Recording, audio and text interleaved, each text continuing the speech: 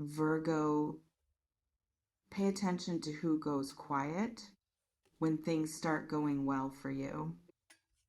Not who celebrates loudly, not who sends the message, shows up at the right moment, says the right thing with the right warmth at the right time.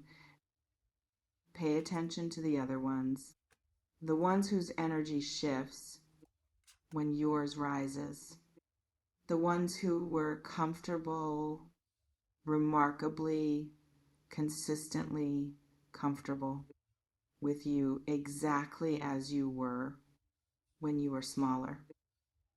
You've noticed them, maybe not named them, maybe not allowed yourself to name them, because naming them requires a kind of clarity that feels almost cruel, almost disloyal to apply to people you care about. But the noticing has been there, in the slight cooling of a room, in the joke that landed 1 degree too sharp, in the silence that stretched 1 beat too long, after you shared something good. That noticing was not paranoia. That noticing was data. Let's build this carefully, because this territory, the territory of people who do not want you to win, is one of the most psychologically mishandled spaces there is. On one side, there are people who see enemies everywhere, who read every silence as sabotage, every distance as betrayal, every person as a potential threat to something they haven't even built yet. That is its own wound. That is a different conversation. But on the other side, and this is the side I want to look at tonight, there are people who refuse to see it at all, who have been so trained in generosity, so conditioned to give the benefit of the doubt, so allergic to the discomfort of naming something uncomfortable, that they absorb years of low-grade resistance and call it their own insecurity, who look at the pattern, the way certain people dim around their brightness, the way certain friendships require them to stay below a certain altitude, the way certain relationships are held together, specifically by their willingness not to become too much, and decide that the pattern is their imagination. It is possible, and I say this without drama, without conspiracy, with only the flat, clear light of psychological honesty, that the pattern is not your imagination. There is a concept in psychology that doesn't have a glamorous name, but that operates in almost every human relationship. It is this: every system, every dynamic, every ecosystem of people develops a kind of equilibrium, a set point, a temperature that everyone in it has unconsciously agreed to maintain.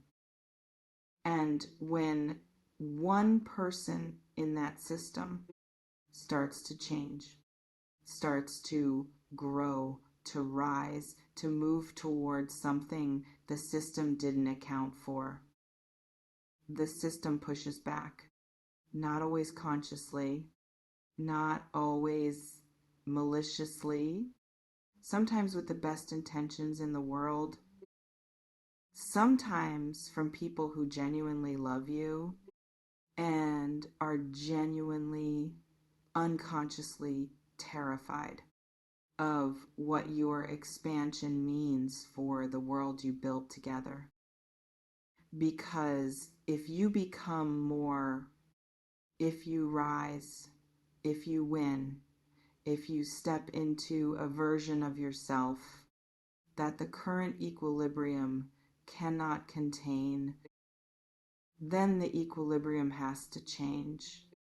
And change, even positive change, is loss for everyone who was comfortable in the old arrangement.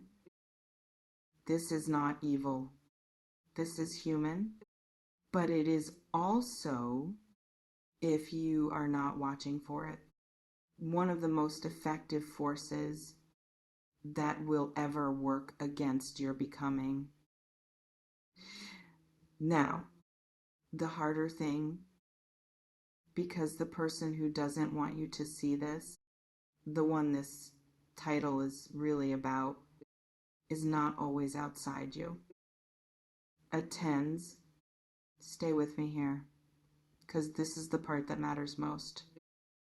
It's possible, genuinely, uncomfortably possible, that the most effective saboteur in your story has your face, your voice, your handwriting. That the part of you most resistant to your own victory is not a person in your circle, but a function in your own psychology.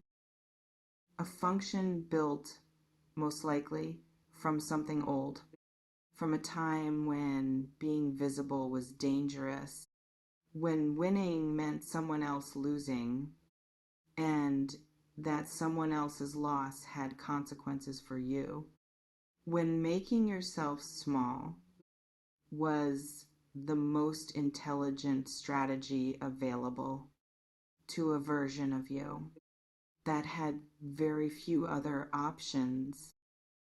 That strategy saved you then. It was not weakness. It was adaptation, but adaptation that outlives its context becomes its own kind of trap. And it's possible, if you sit quietly enough with this, that you can feel exactly where that trap lives in you. The moment just before the breakthrough, where something pulls back, the achievement that gets quietly undermined from the inside, the victory that arrives and is somehow never quite allowed to be celebrated fully. Not because you don't deserve it, but because some part of you is still waiting for the punishment that used to follow when you shone too brightly. Let's talk about victory, the real kind, not the cinematic kind, not the sudden dramatic reversal, the swelling music, the single defining moment that changes everything. The real kind is quieter, stranger, more interior. Real victory is almost always preceded by a period that looks, from the outside, like nothing is happening, like stagnation, like delay, like the thing you've been working toward has simply stopped responding to your effort.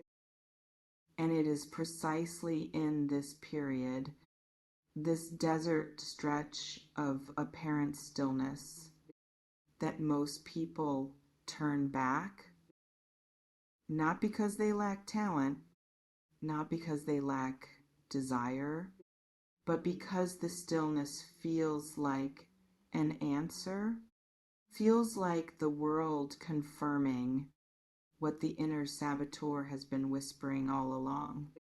This is not for you. You were foolish to try.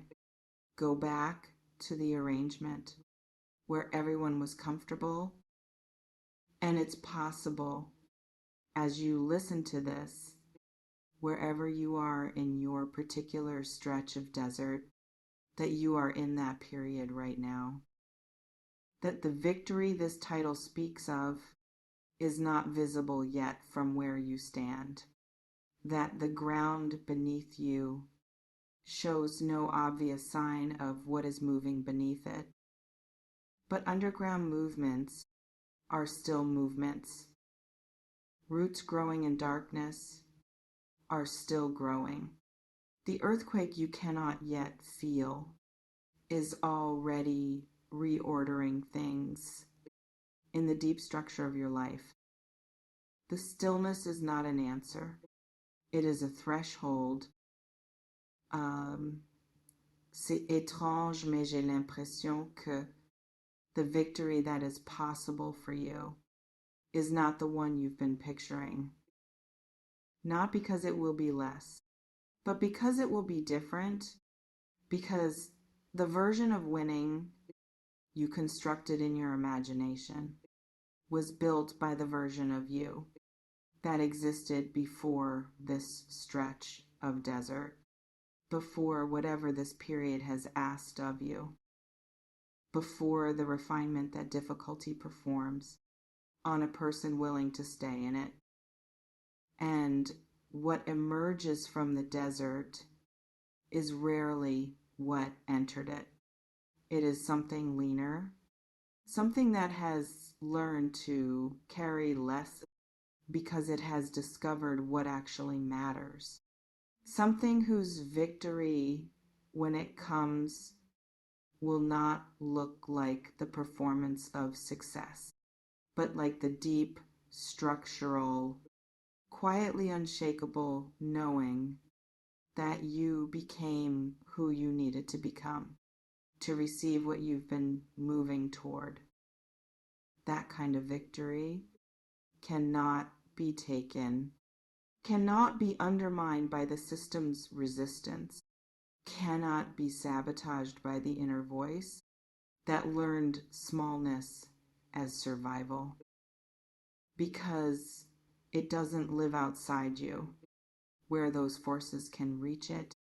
It lives in the irreducible interior, in the place that has always known exactly what you are capable of, even when everything around it insisted otherwise.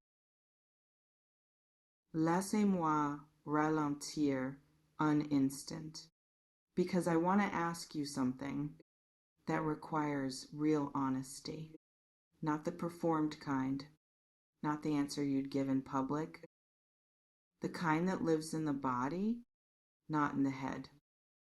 Who specifically benefits from you not winning? Not as an accusation, as a map. Because when we can name clearly, calmly, without drama, the specific dynamics, the specific relationships, the specific internal patterns that have a stake in your remaining exactly as you are, we stop being mystified by the resistance. We stop taking it personally. We stop absorbing it as truth. And we start moving through it with the quiet, undramatic, almost boring persistence that is the actual engine of every real victory that has ever been achieved by a person who was told in one way or another to stay small. And the second question, the darker one, the one that asks the most, what would you have to stop performing? What comfortable smallness would you have to finally, fully release, to make room for the version of you that actually wins? Because victory, real victory, is not added on top of who you currently are. It requires the shedding of something, the old story, the managed expectations, the habit of arriving at 90% and finding a reason, elegant, reasonable, self-protective, not to go the rest of the way. The last 10% is where the resistance lives loudest, from outside and from within. And it is also precisely, exactly, without exception, where everything that matters is waiting for you. So walk the last 10%, not with fire, not with the frantic energy of someone proving something to everyone who doubted them, with something quieter, with the steady, grounded, almost unremarkable resolve of someone who has simply decided, I am not available to be kept small anymore. Not by the system, not by the history, not by the voice in the interior that learned fear before it learned freedom. Not available. That is not a battle cry. It is something better. It is a boundary so deep it has become a fact, something that requires no defense, because it is simply, quietly, irrevocably true. The victory is not coming from outside. It never was. It is assembling itself in the place where you stopped negotiating with the forces that needed you still. It is being built right now, in this moment, in this willingness to look clearly at what has been working against you without collapsing into victimhood and without pretending it isn't there. That clarity, that specific, hard-won, unglamorous clarity is the victory already, right now, before the outcome, before the evidence, before anyone else can see it. You can see it, and that, against every force that preferred you blind, is everything.